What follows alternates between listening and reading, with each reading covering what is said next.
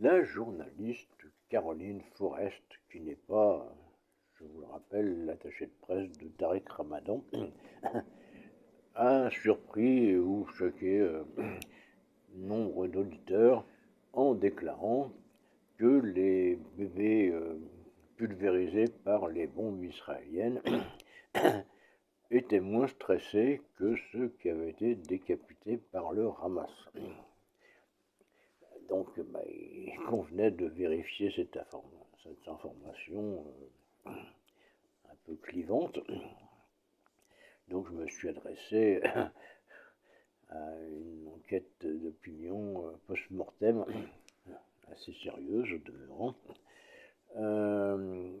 Eh bien, les résultats semblent confirmer le propos de Madame Forest, puisque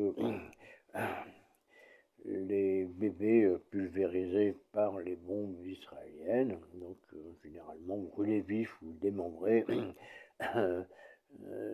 s'estimaient pour 17,5% d'entre eux plutôt satisfaits.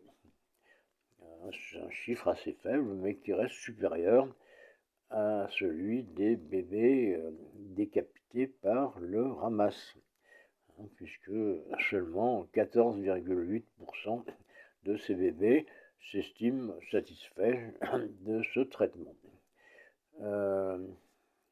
Et bon, on ne va pas citer tous les chiffres, mais le reste confirme.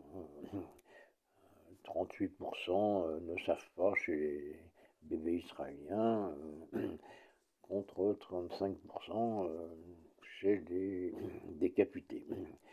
Non, les pulvérisés.